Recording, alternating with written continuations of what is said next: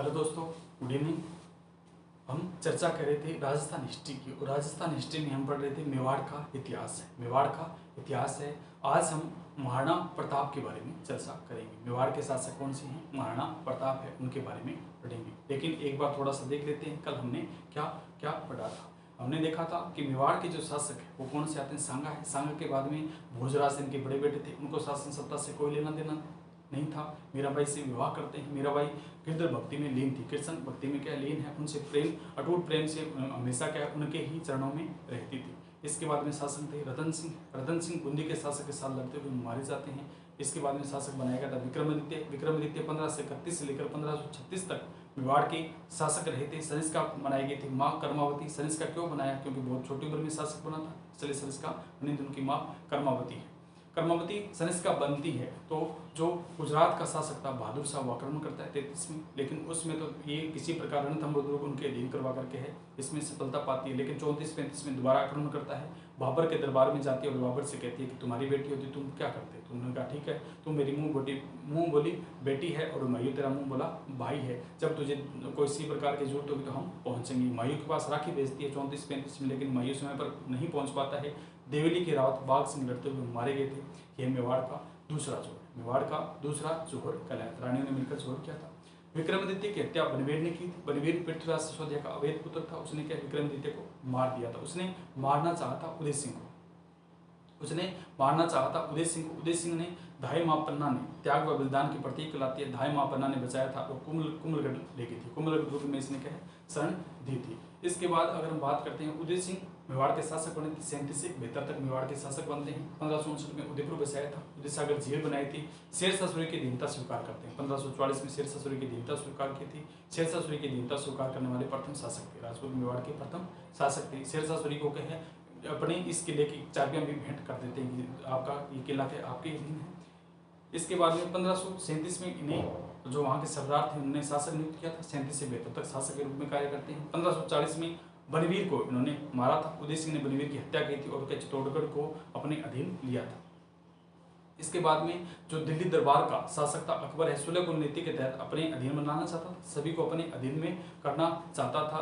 अजमेर के ख्वाजा माइनुद्दीन चिश्ती की दरगाह में खूब मानते थे। अकबर इनको खूब मानते थे, तो वहाँ पर क्या है अपनी चादर चढ़ाने के लिए वो आ रहे थे। उन्होंने कहा कि मैं इस प्रकार सुलहपुर की नीति बनाऊंगा। जो राजपूत शासक है उन्होंने चारों तरफ देखा ऐसी कौन सी जाति है, उन्होंने राजपूत जाति दिखाई दी जो उनके साथ अगर मिल जाए तो वो कहे अपने साम्राज्य का और अच्छे तरीके से क्या विस्तार कर ले। तो वो चले थे। अजमेर के ख्वाजा माइनुद्दीन चिश्ती से मानते थे। तो ये दिल्ली से आ रहे थे। दिल्ली से आ रहे जयपुर होकर चला जाता है। तो अमेर के शासक है भारमल। अमेर के भारमल है, उसने मंजनू खा चकताई से तो मेरी मुलाकात करवा दे अकबर से। तो उन्होंने कहा करवा दें, कोई दिक्कत नहीं है। तो उन्होंने कहा मजनू खा चकताई ने प्रथम बार भारमल के साथ मुलाकात कराई थी और भारमल ने स्वेच्छा से 1562 में अकबर की अधीनता स्वीकार की थी और कहा था मैं तो दो चीज़ों से परेशान हूँ। एक तो क्या है मेणाओं से, मेरे आसपास मेणा देते हैं, बहुत तंग करते हैं। दूसरे घर कले से, कभी बेटा कुछ कहता है, कभी इधर पड़ोस वाला कुछ कहता है। परिवार था बड़ा, तो मेणाओं से और मैं घर कले से परेशान हूँ। मैं आपकी अधीनता स्वीकार करता हूँ, जैसा आप कहोगे वैसा, ठीक है। भारमल को थोड़ी बात समझ में आया। थोड़ी देर बाद में कहे लगा कि क्या मानेंगे अकबर, मेरी बात मानेगा अकबर, मेरे साथ क्या समझौता मैंने किया, अधीनता स्वीकार किया, क्या भविष्य में मुझे जरूरत पड़ी तो क्या मानेगा। तो उसको नींद नहीं। उसने थोड़ी दूर अकबर पहुंचा था, सांगानेर पहुंचता है। सांगानेर पीछे जाता है भारमल और कहता है मैं अपनी बेटी का विवाह आपके साथ करना चाहता हूँ। अकबर ने कहा ठीक है पिताजी, जैसा आप कहते हो हम आपकी बेटी से विवाह करेंगे।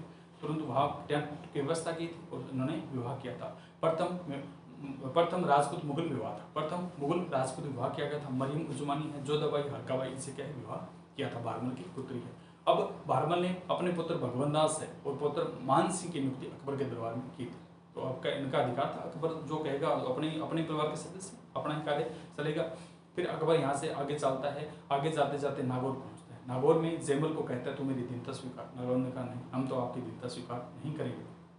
नागौर के शासक जैमल को पीटता है। जैमल भागता है, भागकर उदय सिंह के दरबार में चला जाता है। उदय सिंह के शरण में चला गया था। 1562 में अकबर ने नागौर पर अधिकार कर लेता है। फिर या उदय सिंह को कहा कि तू भी मेरी दीनता स्वीकार कर। उदय सिंह के पास फरमान भेजता है। दो शिष्टमंडल भेजे थे। पहली बार तो ये भारमल को भेजता है। दूसरी बार अगर हम बात करते हैं तो भगवंत दास और टोडरमल को भेजा था कि उसे मना कर लो, इसी प्रकार मना कर लो, मेरी दीनता स्वीकार करे नहीं तो मारूंगा। उदय सिंह का नहीं, हम तो आपकी दीनता स्वीकार नहीं करेंगे। अतः 1567-68 में जो अकबर था वो आक्रमण करता है। अकबर उदय सिंह पर आक्रमण करता है। उदय सिंह स्वयं चला गया था, उदय सिंह स्वयं गोगुंदा चला जाता है, गोगुंदा उदयपुर में वहां पर चला गया था। सेनापति जैमल फत्ता को छोड़कर जैमल फत्ता ने कहा था आप चले जाए, आपके मेवाड़ के लिए यही अच्छा होगा, तो वो चला जाता है। और जैमल फत्ता है मेवाड़ का शासक था, जैमल राठौड़ है वही है, और एक फत्ता थे, दोनों लड़ते हुए मारे जाते हैं। रानियों ने जोर किया था, मेवाड़ का अंतिम जोर था, मेवाड़ का अंतिम जोहर कहलाया था। जैमल और फत्ता मारे जाते हैं। जैमल का भतीजा था कल्लाजी, जिसे 4 भुजाओं का लघु देवता कहा जाता है, आज भी इनकी पूजा की जाती है। इसको अकबर ने 4 भुजाओं की उपाधि दी थी, क्यों? ऊपर कौन सा था? ऊपर जैमल को चढ़ा रखा था और कंधों पर बैठा रखा था, ऊपर से कटिंग जैमल कर रहा था, नीचे से कल्लाजी स्वयं कर रहे थे, तो उनकी गर्दन दिखाई नहीं दी कल्लाजी की। तो उन्होंने कहा ये 4 जो हाथों वाला योद्धा है ये कौन है? तो वहाँ के जो सेनापति थे उन्होंने कहा ये हमारे कल्लाजी राठौड़ है। तब से इन्हें कल्लाजी राठौड़ को 4 भुजाओं के लोक देवता के नाम से जाना जाता है। तो उन्होंने मार दिया था, लड़ते हुए मारे जाते हैं। अब जो अकबर का जो ये अभियान था इस चित्तौड़ दुर्ग को अपने अधीन में करना था, अधीन में किया था। चित्तौड़ विजय का जीतने के उपरांत उन्होंने क्या फतेहनामा जारी किया था, और इसमें मुगल सेना थी, उसके सेनानायक थे, 30,000 से अधिक सेनानायक मारे गए थे, सेना थी वो मारी गई थी। तो क्या है, मुगल इससे परेशान थे, अकबर खुद परेशान था। अकबर ने इसमें इस इतने 30,000 सैनिकों के मरने के बाद कत्लेआम का आदेश थे, जो उसके जीवन भर के लिए अमिट कलंक रहा था, उम्र भर इसके अमिट कलंक के रूप में उसका साथ रहा था, जब तक जिंदा रहा था। कोई गलत कार्य करते हैं तो अमिट उम्र भर चलता है। आपने हमने कोई भी किया होगा तो अपने किसी को नहीं बताते, लेकिन अपने मन के ऊपर ये बोझ रहता है, उम्र पर इस चीज़ का बोझ रहता है कि हमने ये गलत कार्य किया है, भगवान इसकी हमें सजा देगा। इस प्रकार अमिट कलंक था, कभी अकबर की जो मन से यह कभी उतरा नहीं था। अकबर ने हालांकि दोनों वीरों की जो मूर्तियां थी आगरा के किले में पाषाणयुक्त पत्थरों से लगाई थी, लेकिन ये मूर्तियां लगाने से क्या अमिट कलंक थोड़ी सुधरता है। राय सिंह की अगर हम बात करते हैं, राय सिंह ने जूनागढ़ के किले में दोनों वीरों की मूर्तियां थी वो लगाई थी, कत्लेआम और फतेहनामा जारी किया था। इस प्रकार अकबर ने जो चित्तौड़ पर अपना अधिकार किया था, मेवाड़ पर ये अपना अधिकार कर लेता है। इसके बाद में हम पढ़ेंगे अगले शासक है मेवाड़ के उदय सिंह के बेटे हैं महाराणा प्रताप है। तो महाराणा प्रताप को आज क्या स्टार्ट करते हैं। प्रताप को पढ़ने से पहले अगर हम बात करते हैं, महाराणा प्रताप की 3 रानियां थी। महाराणा प्रताप को पढ़ने से पहले चर्चा करते हैं उदय सिंह 3 रानियां थी। उदय सिंह 1537 से 1572 तक अपना कार्यकाल पूर्ण करके इनकी 3 रानियां थी। उदय सिंह कितनी हैं? 3 रानियां। पहली अगर बात करते हैं तो कौन सी थी? सज्जाबाई, दूसरी धीरबाई पटियानी, धीरबाई पटियानी, पहली सज्जाबाई है, दूसरी धीरबाई पटियानी है, और तीसरी पाली के नरेश अखिराज, पाली के नरेश अखिराज सोहनग्राही, पाली की अखिलेश सोहनग्राही के पुत्री। उदय सिंह की 3 पत्नियां थी, पहली थी सज्जाबाई है, दूसरी धीरबाई पटियानी है, तीसरी पाली के नरेश अखिराज सोहनग्राही की पुत्री। इनसे इन्हें 3 पुत्र प्राप्त होते हैं। इनसे इन्हें क्या है? 3 पुत्र प्राप्त होते हैं। सज्जाबाई से पुत्र प्राप्त होता शक्ति सिंह, सज्जाबाई से पुत्र प्राप्त होता शक्ति सिंह है। धीरबाई पटियानी से इन्हें पुत्र प्राप्त होता है जगमाल, कौन सा है? जगमाल। धीरबाई पटियानी से पुत्र प्राप्त होता है जगमाल, और पाली के अखिराज सोहनग्राही की पुत्री कौन? जयवंताबाई। पुत्री का नाम क्या था? जयवंताबाई। पाली की अखिराज नरेश अखिराज सोहनग्राही की पुत्री थी, जिसका नाम है जयवंताबाई है। इससे पुत्र प्राप्त होता है महाराणा प्रताप। इस प्रकार इसके 3 पुत्र प्राप्त हुए थे। उदय सिंह था, 3 रानियां थी, इनसे तीनों रानियों से एक इन्हें पुत्र प्राप्त हुआ। तो सबसे बड़ा बेटा कौन था? प्रताप था। बड़ा बेटा प्रताप था। इसका पता कैसे चलता है? इन्होंने योद्धा किया था। शासक बनने से ही प्रताप, युद्ध के माध्यम से उत्तराधिकारी का संघर्ष होता है। तो शासक कौन बनना चाहिए? बड़ा बेटा प्रताप। प्रताप बड़ा कैसा है बताऊंगा, लोगों को पहले पता नहीं था, लेकिन जो वहां की कहावतें हैं उनके अनुसार बताया जाता है कि प्रताप बड़ा बेटा था। तो अगर हम बात करते हैं, प्रताप बड़ा बेटा था, शासक बनना चाहिए, लेकिन धीरबाई पटियानी सुंदर थी। धीरबाई पटियानी की सुंदरता के कारण, धीरबाई पटियानी अन्य रानियों से सुंदर थी, तो सुंदरता के कारण उदय सिंह इनके पास ज्यादा रहते थे। जिस प्रकार यह कहती उदय सिंह वैसी बात मानते। उन्होंने कहा अपना बेटा जगमाल शासक होगा। उन्होंने कहा उदय सिंह हंसा। उदय सिंह ने कहा नहीं, ऐसा नहीं हो सकता, रूल के हिसाब से तो बड़ा बेटा शासक बनना चाहिए, यानी महाराणा प्रताप बड़ा बेटा है, शासक बनना चाहिए। उन्होंने कहा नहीं, अपना बेटा बनेगा, अपना बेटा क्या है, शासक बनेगा। उदय सिंह उत्तराधिकारी किसे नियुक्त करता है, उदय सिंह उत्तराधिकारी नियुक्त करता है अपने जगमाल, क्योंकि रानी ने कहा मेरी बात अगर नहीं माना तो आपको पता है, मेरी बात नहीं माना तो पता ही है, सारा मैं खेल बिगाड़ दूं, ठीक है। तो उन्होंने कहा चल तू कहती है तो उत्तराधिकारी मैं नियुक्त कर देता हूँ। तो इसने उत्तराधिकारी नियुक्त किया था जगमाल, उत्तराधिकारी नियुक्त किया था जगमाल।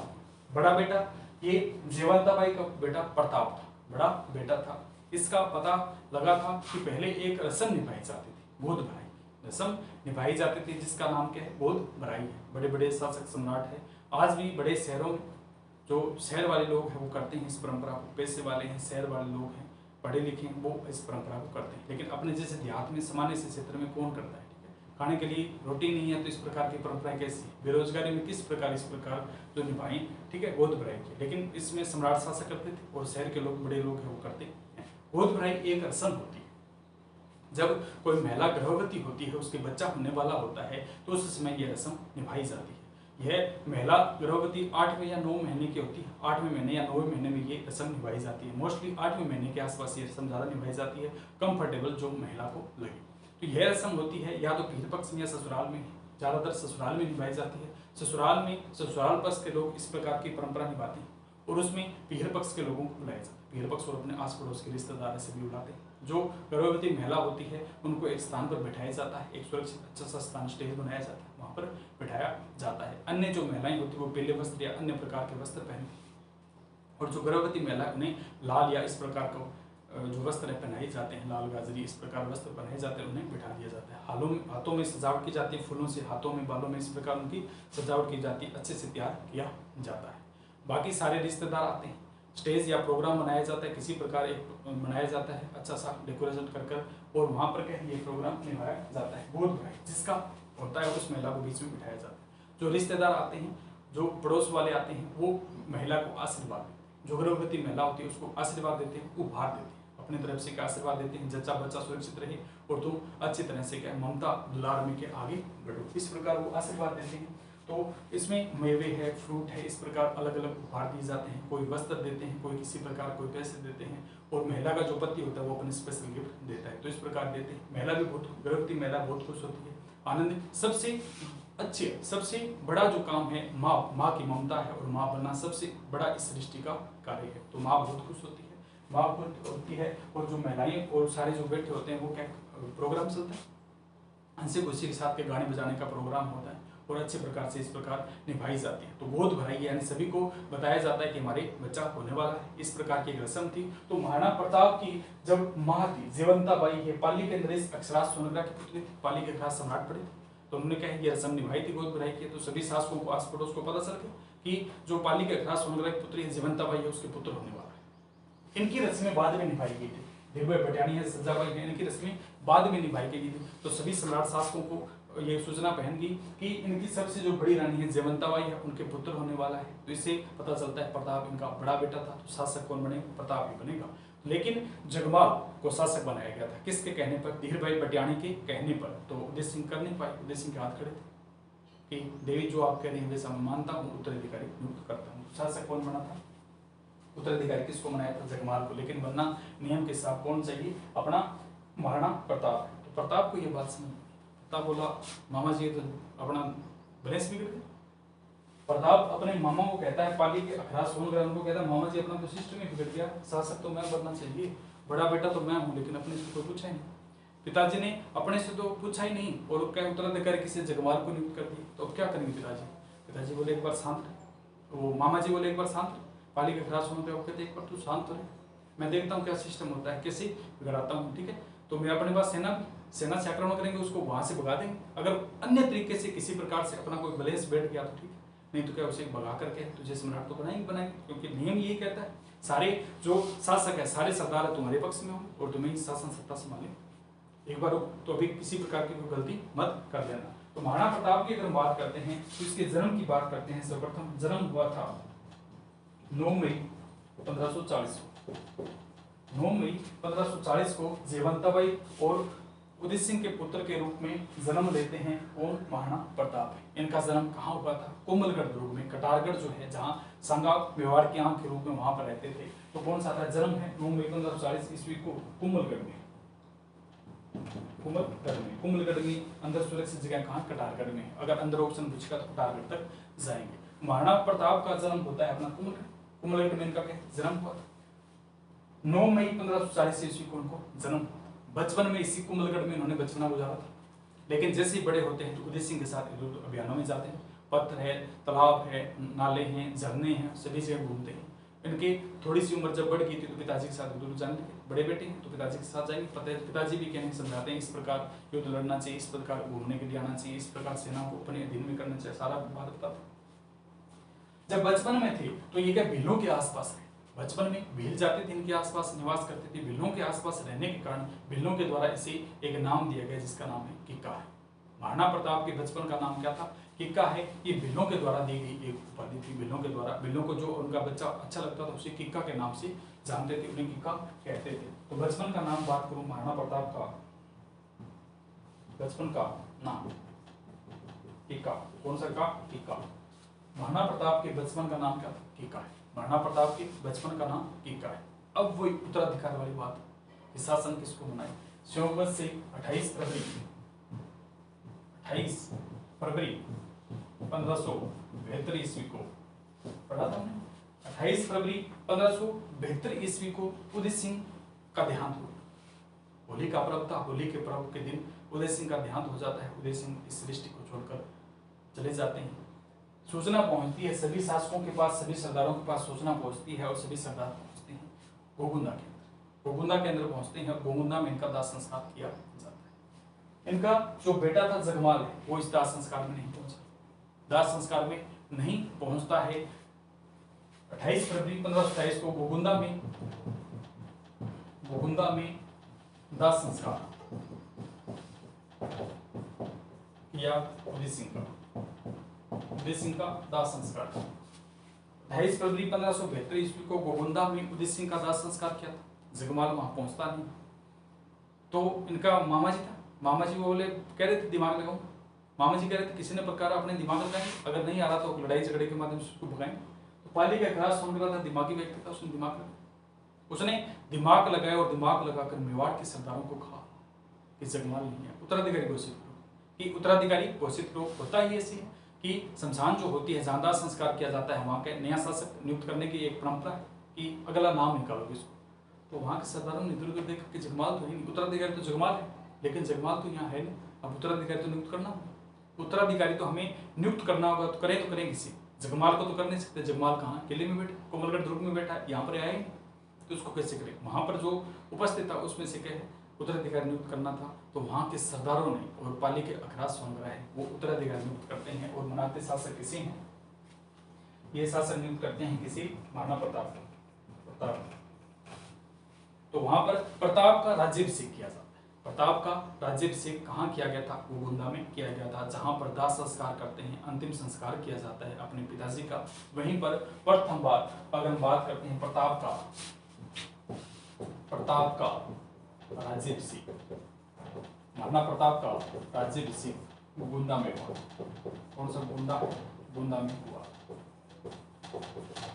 क्यों? सीट को खाली राजा की, शासक की, सम्राट की सीट खाली नहीं रह सकते हैं। सरदार है, राव है, राणा है और जो शासन सत्ता में हुए सम्राट है वो सारे अपनी अनुमति के रूप क्या सम्राट बने। तो उन्होंने क्या है अपनी अनुमति दी थी और प्रताप को कहा था कि तू आज से राज्याभिषेक किया जाता है, तू सम्राट। मेवाड़ का अगला शासक कौन है? महाराणा प्रताप। वापिस आते हैं शमशान से, सारे लोग अपने अपनी जगह आते हैं, कोमलगढ़ दुर्ग में आते हैं। लेकिन ये तो वहां जो लोग उपस्थित थे उन्हें पता था कि महाराणा प्रताप मेवाड़ का अगला शासक है। जो अन्य जो क्षेत्र कबीले थे, अन्य जो लोग थे, कोमलगढ़ के आसपास के दुर्ग थे, कोमलगढ़ का जो क्षेत्र था, उन्हें थोड़ी पता था कि मेवाड़ का अगला शासक कौन सा। उन्हें तो केवल यही पता था कि बारमल, उन्हें तो यही पता था जगमाल है मेवाड़ का शासक, क्योंकि उत्तराधिकारी नियुक्त पिताजी नहीं कर दिया तो ये थे। उन्हें क्या पता था? वहां पर इस प्रकार के है सभी सरदारों ने और जो पाली के खराज सोनगरा है, रावों ने, राणों ने अपनी अनुमति से क्या सम्राट चेंज कर दिया गया और नियुक्त किसी किया गया है? महाराणा प्रताप को। तो फिर आते हैं और महाराणा प्रताप का विधिवत राज्याभिषेक किया जाता है। महाराणा प्रताप का विधिवत राज्याभिषेक कहाँ किया जाता है? इसके बाद कुंभलगढ़ में कौन सा पद है? कुंभलगढ़ में महाराणा, कुंभलगढ़ में महाराणा प्रताप का विधिवत राज्याभिषेक किया जाता है, विधिवत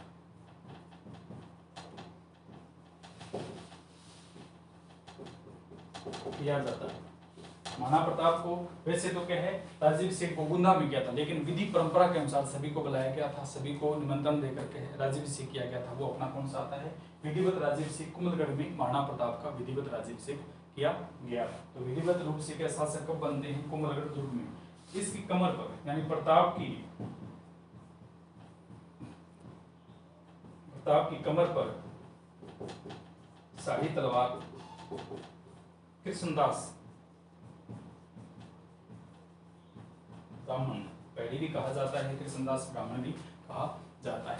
तो महाराणा प्रताप की कमर पर यानी जो शासन सत्ता है उसकी एक तलवार होती, उस तलवार को किसने बांधा था? महाराणा प्रताप की कमर पर शाही तलवार कृष्णदास ब्राह्मण ने बांधी थी। तो मेवाड़ का शासक अगला कौन बना? महाराणा प्रताप है।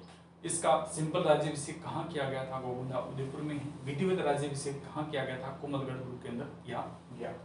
अब ये जगमाल था उसको यहाँ से खदेड़ा गया था, जो सरदार इनके साथ हैं थे, जगमाल को यहाँ से भगाया गया, जगमाल को भगा दिया गया, जगमाल को यहाँ से भगा दिया गया था। जगमाल के चारों तरफ नजरें घुमाई, क्योंकि सरदार राव राणा सभी किसके तरफ थे? महाराणा प्रताप की तरफ। अब जगमाल जाए तो जाए कहाँ? जगमाल जाए तो जाए कहाँ? तो जगमाल ने देखा कि अपने जाने के लिए तो कहीं जगह नहीं। ये अकबर की दीनता स्वीकार, जगमाल को उठा दिया गया था और पहुंचता है अकबर की शरण में। कहाँ पहुंचा है? अकबर की शरण में। जगमाल भागकर अकबर की शरण में चला गया था, अकबर की शरण में कार्य करना स्टार्ट कर दिया। अब अकबर की शरण में कार्य करते करते अकबर ने इसे क्या दिया था? जहाजपुर की, कौन सी पुर की? जहाजपुर की जागीर, उपाधि जागीर। कौन सी गिर है? जागीर।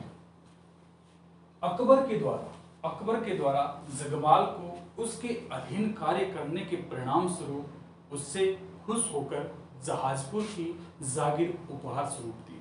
जहाजपुर की जो जागीर थी किसे दी गई थी? जगमाल को। किसने दी थी? अकबर ने। किस लिए? क्योंकि वह अपने राजपूत राजाओं की शरण को छोड़कर उसके अधीन आया था, उसके अधीन उसने कार्य किया।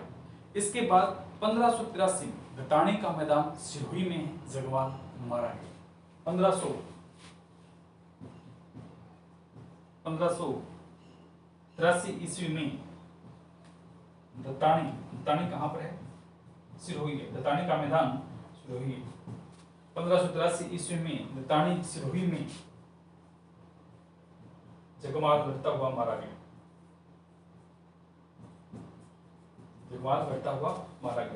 तो 1583 में दताने कहाँ पड़ता है? सिरोही का एक क्षेत्र है, वहां पर जगमाल जी लड़ते हुए मारे जाते हैं। तो अब ये कौन सा था? सज्जाबाई से एक पुत्र हुआ था शक्ति सिंह। इसने देखा मेरे से दोनों बड़े भाई जो है वो लड़ रहे, अपने तो क्या है काम का है, अपने तो उत्तराधिकारी कब नियुक्त करेंगे, अपने तो इसको भी मारकर यहाँ से भगा दिया गया है और शासक कौन बना है? महाराणा प्रताप है। तो अपना तो कोई लेना देना नहीं, अपना तो यहाँ लेना देना नहीं है, और अपने को राव राणा राजपूत है अपने दिन में रखेंगे नहीं। तो ये भी यहाँ से आता है और यहाँ से भागकर कहाँ पहुँचता है? अकबर की शरण में। ये भी कहाँ पहुँचता है? अकबर की शरण में। तो सज्जाबाई से पुत्र उत्पन्न हुआ था शक्ति सिंह, ये भी अकबर के शरण में चला जाता है, अकबर की अधीनता स्वीकार करता है। अकबर की क्या करता है? अकबर की अधीनता स्वीकार करता है। तो अब शासक रहा था 1572 से लेकर 1597 तक कौन बना? महाराणा प्रताप। शासक कब बनाए गए थे? 72 में। और कौन से दिन? 28 फरवरी 1572 को ये शासक बने थे। तो अब आते हैं अपने असल रूप में महाराणा प्रताप है। मैं सोच रहा था एक क्लास में, लेकिन एक क्लास में होगा नहीं पूरा। प्रताप लंबा चौड़ा है, इसमें टाइम लगेगा। तो महाराणा प्रताप 1572 से लेकर 1597 लगभग 24 वर्ष तक यह शासन रहे। महाराणा प्रताप, मेवाड़ का शासक कौन है? महाराणा प्रताप। 28 फरवरी 1572 ईस्वी को पिताजी के देहांत के बाद इसे उत्तराधिकारी बनाया गया था, नहीं बना दिया था, से लेकर 19 जनवरी 1557।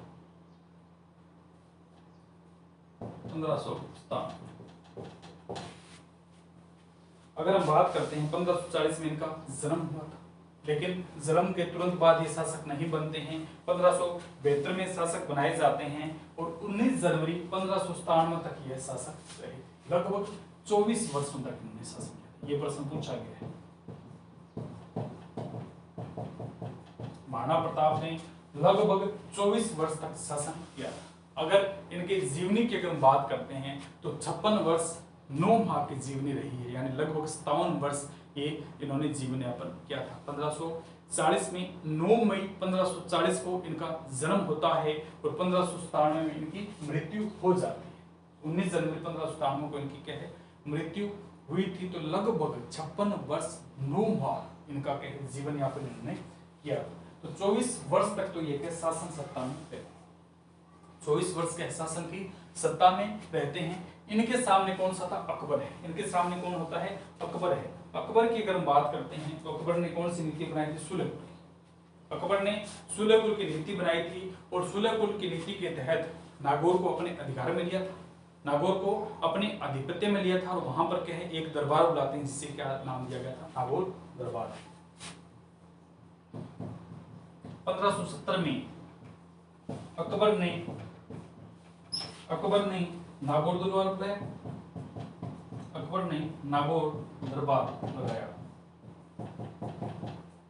यानी वहां पर दरबार लगाया था जिसमें अकबर ने कहा था कि जो भी राजपूत राजा अपनी स्वेच्छा से मेरी अधीनता स्वीकार करना चाहे वो मेरे अधीन आ सकता है, मेरे अधीन रह सकता है। तो स्वेच्छा से अधीनता स्वीकार करने के लिए कहां पर दरबार लगाया था? नागौर में है। और कब लगाया था? 1570 में।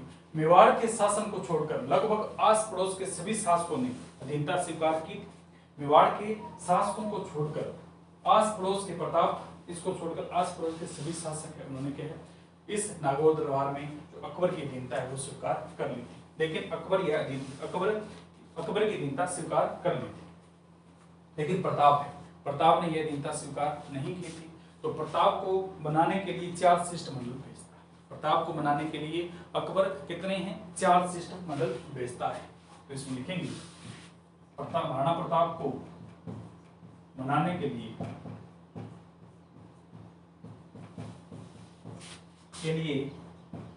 4 शिष्टमंडल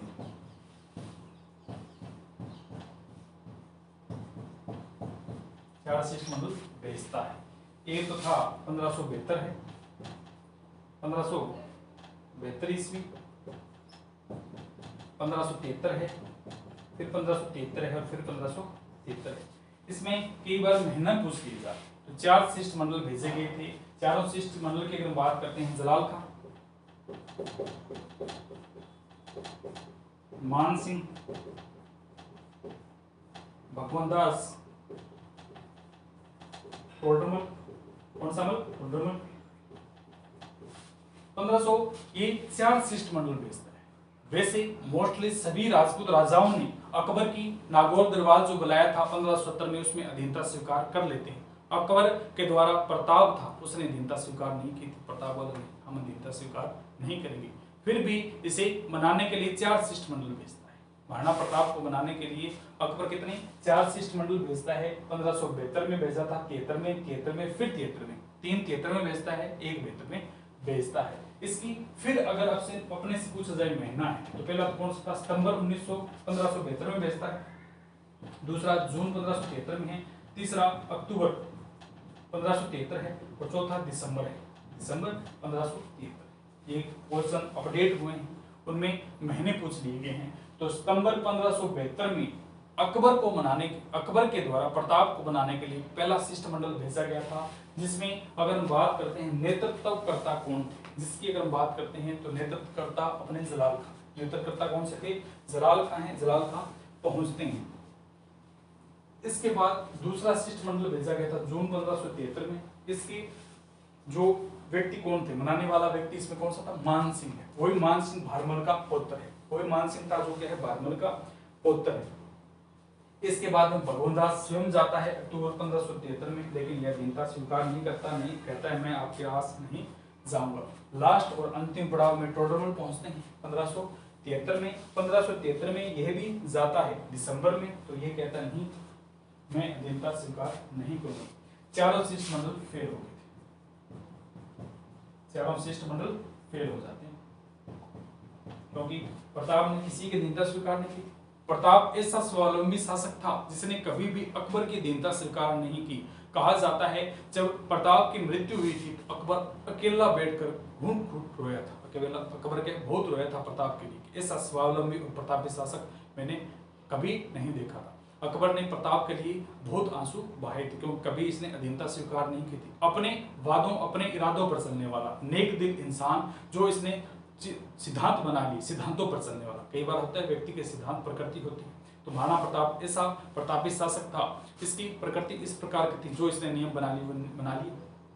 कहा जाता है जिस दिन महाराणा प्रताप ने राज्याभिषेक किया था, कुंभलगढ़ दुर्ग में शपथ ली थी, उस दिन उसने क्या है एक शपथ ली थी साथ में कि मैं जब तक मेवाड़ को स्वतंत्र घोषित नहीं कर दूंगा, मेवाड़ को सभी से अधीनता छुड़ाकर स्वतंत्र नहीं बना दूंगा, तब तक न तो मैं क्या थाली में भोजन करूंगा, न मैं बिस्तर पर सोऊंगा, बिस्तर पर नहीं सोऊंगा। तो उम्र भर इसने क्या इस अपना जो वादा था इसका क्या है उम्र भर उसको निभाया था। कभी भी क्या थाली में भोजन नहीं किया और उम्र भर क्या है बिस्तर पर नहीं सोया था। इस प्रकार प्रताप जो था स्वावलंबी और अपने इरादों पर नेक इरादों पर चलने वाला शासक था। तो अकबर जब इसकी मृत्यु हुई थी तो अकबर महाराणा प्रताप की मृत्यु के समय खूब रोया था।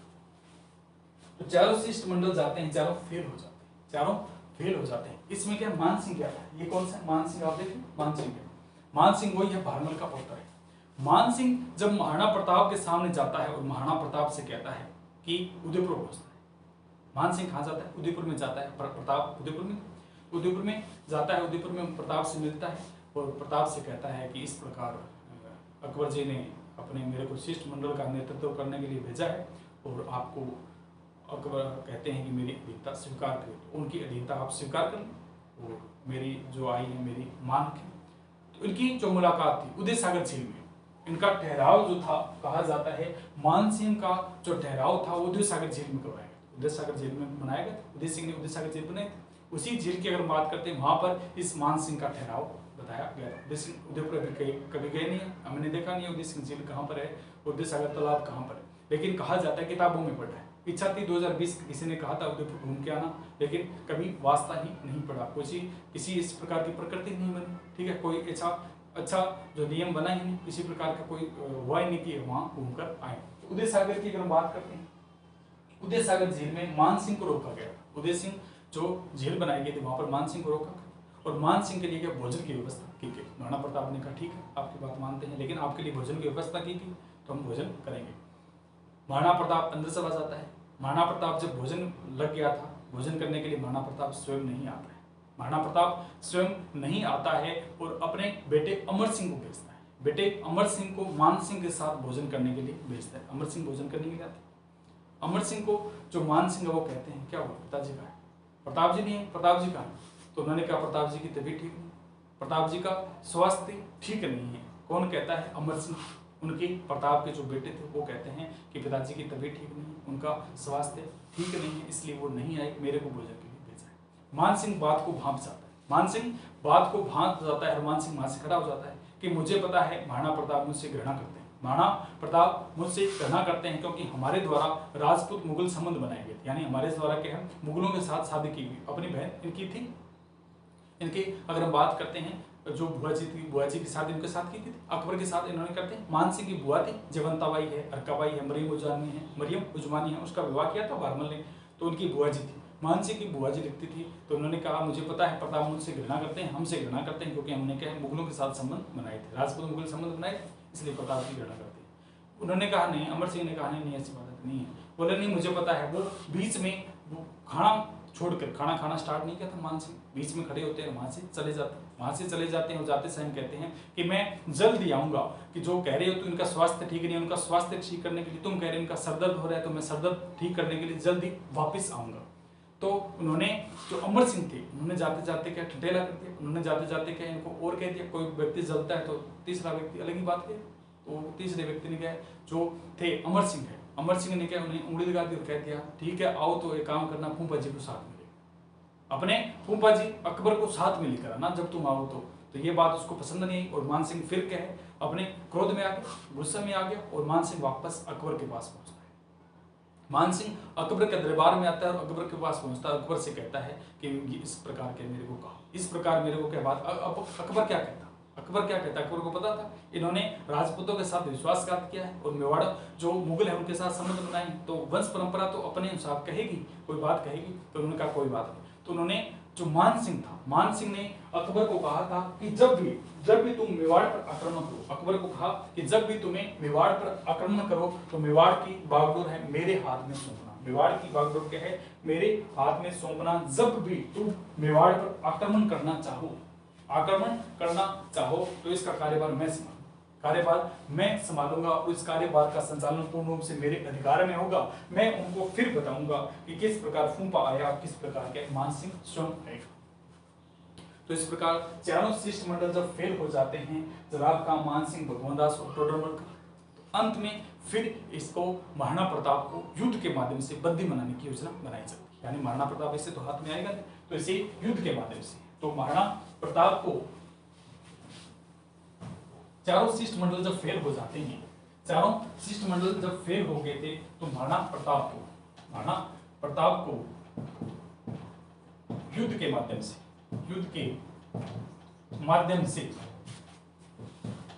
बंदी बनाने की योजना बनाई जाती है कि महाराणा प्रताप के साथ हम युद्ध करेंगे और इस युद्ध में क्या महाराणा प्रताप को घेर लेंगे और उसे क्या बंदी बना लेंगे। जिस जगह पर यह योजना बनाई गई थी, इसे क्या कहा जाता है, शस्त्रागार है, मैगजीन, दौलत खाना, अजमेर में, कहां पर है, अजमेर में है। तो जिस जगह पर ये एक योजना बनाई गई थी कि महाराणा प्रताप इस दिवस में आना है नहीं, क्योंकि इसने चारों शिष्टमंडल को वापस भेज दिया और अपने को ही खरी सुना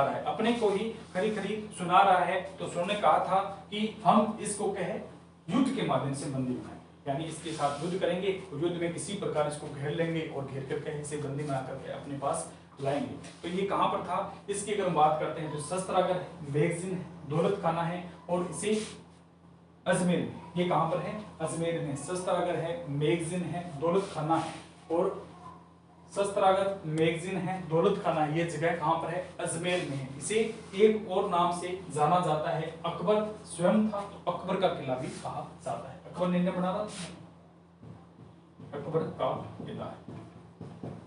तो महाराणा प्रताप को युद्ध के माध्यम से बंदी बनाने की योजना बनाएगी, जहां पर यह योजना बनाएगी इसे अकबर का किला कहा जाता है, शस्त्रागार कहा जाता है, मैगजीन है, दौलत खाना और यह कहां पर है, अजमेर में। इसका सेनापति किसे नियुक्त किया गया था, सेनापति किसको करेंगे, मान सिंह, क्योंकि मान सिंह ने कहा था कि तुम किसी भी प्रकार से मेवाड़ पर अगर अधिकार करना चाहो, मेवाड़ पर किसी अपने कब्जे में लेना चाहो तो मुझे इसके बारे में बताना, मैं प्रमुख सेनानायक बनूंगा और इसका संचालन करूंगा। तो सेनापति बनाया गया था मान सिंह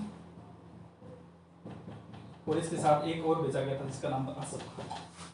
आसफ खां है, तो मान सिंह और आसफ खां है, ये सेनापति के रूप में कार्यभार उन्होंने संभाला था महाराणा प्रताप को पकड़ने के लिए। महाराणा प्रताप को पकड़ने के लिए मुख्य सेनापति अपना कौन सा था, मान सिंह है और इसके साथ सहायक सेनापति कौन सा था, आसफ खां था। दोनों को भेजते हैं और कहते हैं कि तुम महाराणा प्रताप को बंदी बनाकर लाओ। जहां पर यह योजना बनाई गई थी इसे क्या कहा जाता है, अकबर का किला है, मैगजीन है, दौलत खाना है और अगर बात करते हैं इसे शस्त्रागार कहा जाता है। इसे क्या कहा जाता है, शस्त्रागार। मान सिंह जी जाएंगे इसको पकड़ने के लिए, मान सिंह जी जाएंगे इसे पकड़ने के लिए।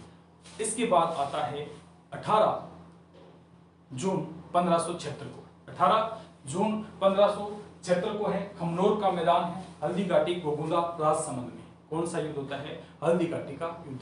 वहां पर क्या होता है, हल्दी घाटी का युद्ध है। तो मान सिंह को मुख्य सेनापति नियुक्त किया गया। मान सिंह यहाँ के क्या थे, मुख्य सेनापति बनाए गए थे। तो कार्यभार कौन करेगा, यहाँ का कार्य संचालन कौन करेगा, अपना मान सिंह। कार्य संचालन कौन करेगा, मान सिंह है। तो मान सिंह ने इसे युद्ध के माध्यम से बंदी बनाने की योजना बनाई गई थी।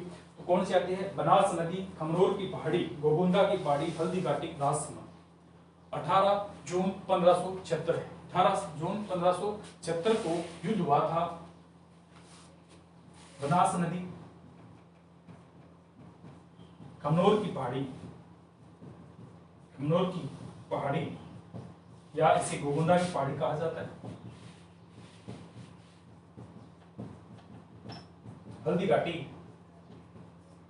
हल्दी घाटी, राजसमंद है, राजसमंद है। तो एक बार देख लेते हैं, आएगा नहीं है, ठीक है। इसमें प्रताप पूरा कंप्लीट होगा नहीं, तो एक क्लास और लानी पड़ेगी, इसलिए थोड़ा सा देख लेते हैं। इसकी डिटेल है, बनास नदी थी, खमनोर की पहाड़ी थी, या इसी गोगुंदा की पहाड़ी है। जगह कहां पर है? हल्दी घाटी, राजसमंद। हल्दी घाटी राजसमंद है।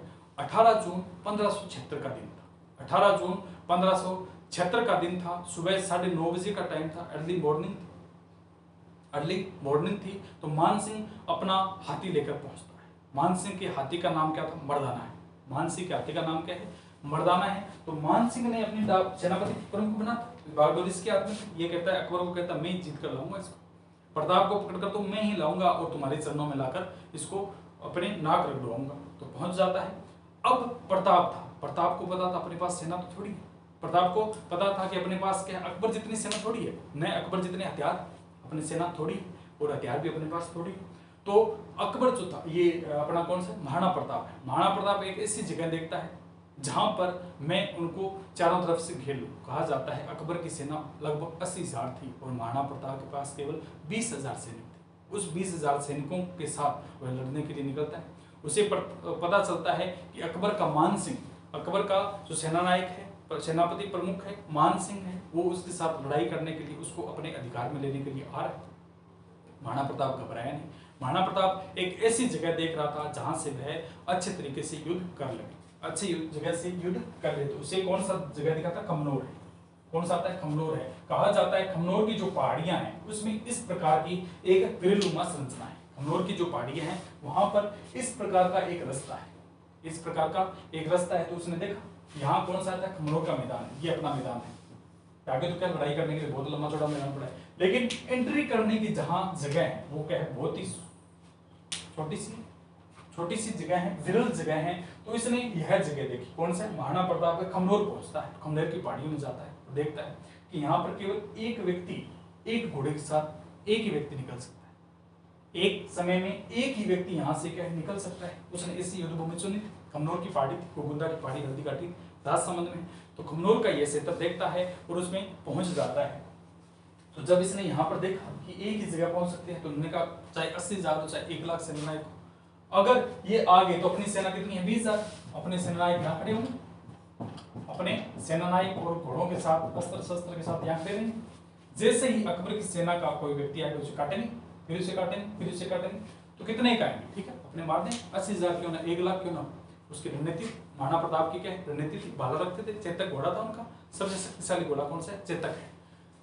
तो चेतक के साथ क्या यहाँ पर पहुंचते हैं और कहते हैं आओ आओ। तो ये आते हैं महाराणा प्रताप के सामने। अकबर की सेना आती है। अकबर का मुख्य सेनापति कौन सा था? मान सिंह।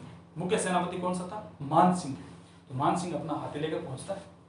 तो यहाँ जैसे एंट्री करते हैं तो ये वैसी जो रणनीति बनाई थी उसी के तहत क्या मारे थे। मान सिंह पहुंचता है।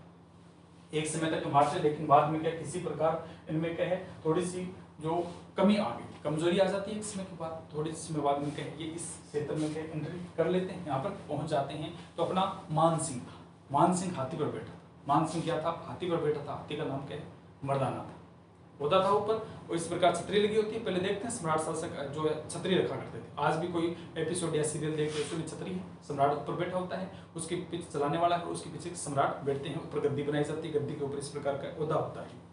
ओहदा लगा था और अपने मान सिंह जी बैठे आराम से जा रहे थे।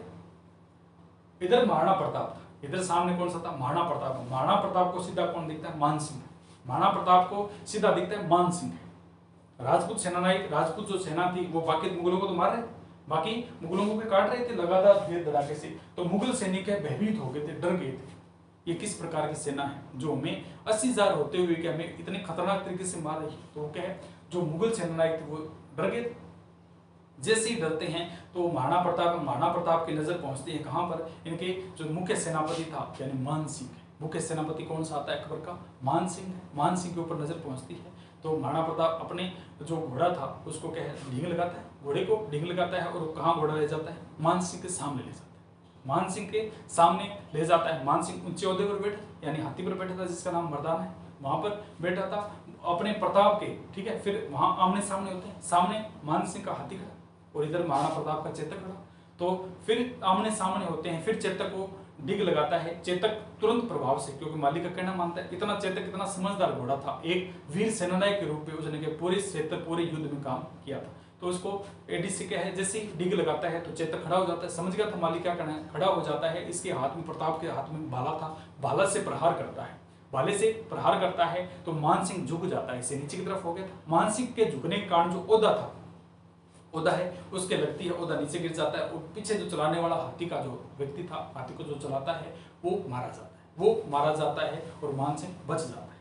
लेकिन जैसे ही महाराणा प्रताप का घोड़ा जो हाथी का सूंड था उसको क्या आगे खंजर लगाई गई थी, उसके साथ क्या जंजीरों से खंजर लगाई गई थी। महाराणा प्रताप के घोड़े ने जैसे चेतक ने क्या है उससे छलांग लगाई तो उस प्रताप जो मान सिंह का हाथी था उसके हाथी के ऊपर जैसे गिरता है, महाराणा प्रताप के घोड़े चेतक का एक पैर कट जाता है। एक पैर क्या है जख्मी हो गया था, एक पैर में चोट लग गई थी, लेकिन अपने मालिक को उसने एहसास नहीं होने दिया। महाराणा प्रताप का चेतक था, उसने अपने मालिक को प्रताप को एहसास नहीं होने दिया कि मैं घायल हो गया है। वह वहां से निकलता है, झाला विदा आती, ठीक है, झाला विदा वहां पर आते हैं, वो राजमुकुट धारण करते हैं। झाला विदा देख रहे थे दूर से क्या सेनानायक का एक एक्स्ट्रा टुकड़ी होती है, वो टुकड़ी देख रही है कि कौन जीत रहा है कौन हार रहा है। जिस सेनानायक का दल कमजोर होता है उस कमजोर को बचाने के लिए आते हैं। और सादरी का जो झाला विदा था, सादरी का झाला विदा है वो आता है, उसने कहा कि महाराणा प्रताप से कहा कि आप यहाँ से भाग जाओ, क्यों महाराणा प्रताप जो घोड़ा घायल हो गया था और महाराणा प्रताप को भी क्या थोड़ा बहुत सेना आई थी। महाराणा प्रताप का घोड़ा जब घायल हो जाता है तो सेना चारों तरफ से घेर लिया, महाराणा प्रताप पर वार करते हैं, महाराणा प्रताप भी घायल हो जाता है। तो झाला विदा आता है, सादरी का था, सादरी का झाला विदा आता है। झाला विदा राजमुकुट धारण किया था कि आपके जो सारे अस्त्र वस्त्र जो सम्राट के वो मेरे को दो। तो झाला विदा ने महाराणा प्रताप के सारे अस्त्र शस्त्र अपने ऊपर लगाए थे और उसी प्रकार वह युद्ध लड़ने लगा था। एक समय तक युद्ध लड़ता रहा, एक समय तक युद्ध लड़ता रहा। कहा जाता है कि झाला विदा है उसने बहुत ही सम्राट की तरह, जिस प्रकार महाराणा प्रताप युद्ध लड़ा करते थे उसी तरह उसी स्पीड से युद्ध लड़ा। लेकिन इनके साथ की अगर हम बात करते हैं, इनके साथ हाकिम खासुरी, इनके साथ कौन से थे, हाकिम खासुरी है एकमात्र मुगल सेनानायक था जिसने महाराणा प्रताप का साथ लिया था। तो दोनों लड़ रहे थे, एक समय तक तो लड़ते थे, लेकिन कितनी देर तक मुगल सेना ज्यादा कितनी देर तक लड़ते थे, इतने में महाराणा प्रताप वहां से निकल रहे थे। महाराणा प्रताप वहां से क्या घोड़े से निकल जाते हैं तो ये झाला विदा मारा गया। झाला विदा और ये हाकिम खासुरी दोनों के मारे जाते हैं। जैसे ही पता चलता है कि इनके सेनानायक मारा गया, महाराणा प्रताप को ये देखते हैं, महाराणा तो मुगल जो राजपूत सेनानायक वो तो घबरा जाते हैं कि अपना सेनापति नहीं बचा। तो लेकिन किसी को पता चल जाता है कि अपना सेनानायक मारे नहीं है, सेनानायक को यहाँ से निकाल दिया गया है। तो शक्ति सिंह को यह बात चलती है। शक्ति सिंह किसका सौतेला भाई था, सज्जा भाई का बेटा, महाराणा प्रताप का क्या था सौतेला भाई है। उसको ये बात पता चलती है कि महाराणा प्रताप को यहाँ से निकाल दिया गया। वो खुश होता है कि चलो भैया बच तो गए। फिर दो मुगलों को पता चल गया कि महाराणा प्रताप को घोड़े के माध्यम से यहाँ से निकाला जा रहा है। दोनों मुगल उनका क्या है पीछा करते हैं, दोनों मुगल उनका पीछा करते हैं, दोनों से 4 से 6 इस प्रकार मुगलों की सेना महाराणा प्रताप का पीछा करते करते उसके पीछे जाती है। जैसे ही पता चलता है शक्ति सिंह को कि मुगल सेना उनका क्या पीछा करी, तो शक्ति सिंह जाते हैं और अपने भैया को बचाते हैं, अपने भाई को महाराणा प्रताप को बचाते हैं मुगलों से। लेकिन कहा जाता है कि बलीचा गांव है, बलीचा गांव एक क्षेत्र है, वहां पर जो चेतक था, चेतक बहुत गंभीर रूप से घायल हो गया था, बेचारा वहां से किसी प्रकार से निकल पाया। कहा जाता है कि बलीचा के आसपास एक छोटा सा नाला था, उस नाले को पार करते समय वह जो चेतक था उसकी मृत्यु हो जाती है। जब मृत्यु हो गई थी तो महाराणा प्रताप बहुत रोया था। कहा जाता है कि प्रताप स्वावलंबी शासक था, कभी जिंदगी भर उम्र भर कभी नहीं रोया, बाप की मृत्यु तभी नहीं, किसी भी परिस्थिति में महाराणा प्रताप नहीं रोया था। लेकिन जब चेतक मारा गया था, जब चेतक मर गया था, तब महाराणा प्रताप फूट कर रोया। महाराणा प्रताप क्या है फूट कर उसके लिए रोया था। कोई व्यक्ति होता है वो एक ही बार होता है जिंदगी, उसके बाद उसे हंसी खुशी का कोई पता नहीं, वो एक सिचुएशन रहता है, अगर एक खुशी उसकी छिन जाए तो उम्र भर क्या है उसको और खुशियों से कोई मतलब नहीं। और दुख से कोई मतलब नहीं है। इसी प्रकार प्रताप जो उसका चेतक जब मारा गया था खूब फूट फूट कर रोया था, उसकी वही खुशी थी, वही दुख था। उसके बाद में क्या महाराणा प्रताप को ज़्यादा फर्क नहीं पड़ा। महाराणा प्रताप उसके मर जाने के बाद जब रो रहा था तो शक्ति सिंह वहाँ पहुँचता है और कहता है, ओ नीले घोड़े रे असवार, ओ नीले घोड़े रे असवार। जैसे ही प्रताप ऊंची अपना गर्दन करता है, ऊपर की तरफ देखता है तो अपने सामने अपने भाई शक्ति सिंह को देखता है। शक्ति सिंह आता है और अपने भैया के चरण स्पर्श करता है, पैर स्पर्श करता है, उन्हें गले लगाता है कि भैया मुझे माफ़ करो, मैं गलती से अकबर की शरण में चला गया था, मैं आपका भाई हूँ। तो किस प्रकार एक सौतेले भाई ने अपने भाई का साथ दिया था। एक उद्दा थे जो, अगर हम बात करते हैं, कुंभा की हत्या कर दी, और एक पृथ्वीराज सिसोदिया थी जिसने किस प्रकार संगा की आंख फोड़ी थी। सगे भाई होते हुए भी क्या आंख फोड़ देते हैं। और देखिए एक सौतेला भाई है, एक क्या है, सौतेला भाई था शक्ति सिंह। उसने किस प्रकार महाराणा प्रताप को जब कठिन परिस्थितियों में देखा, महाराणा प्रताप को विकट परिस्थितियों में देखा, तो किस प्रकार मुगलों को छोड़कर वो जिस अधिकार जिस क्षेत्र में रहा था उनको छोड़कर अपने भाई को बचाने के लिए आया था और अपना प्राण जो देकर अपनी रक्षा करते हुए अपने भाई की रक्षा की थी। अपनी रक्षा की थी साथ क्यों, मुगलों से क्या, पहले स्वयं को बचाया वहां से निकलने में, फिर महाराणा प्रताप को जो मुगल उनका पीछा करे थे उनको मारा और महाराणा प्रताप को बचाया था। तो इसके बारे में कल पढ़ेंगे हम, ठीक है। आज तो क्या ज़्यादा लंबी क्लास हो जाएगी, होगी नहीं, डिटेल कंप्लीट होगी नहीं, क्योंकि प्रताप 2 क्लास में लगभग होगा। मैं कोशिश तो कर रहा था आज हो जाए, लेकिन बड़ा है, इसलिए कल हम इसको स्पीड से करने की कोशिश करेंगे। तो खुश रहिए, मस्त रहिए और आगे बढ़ते रहिए। ओके दोस्तों, थैंक यू।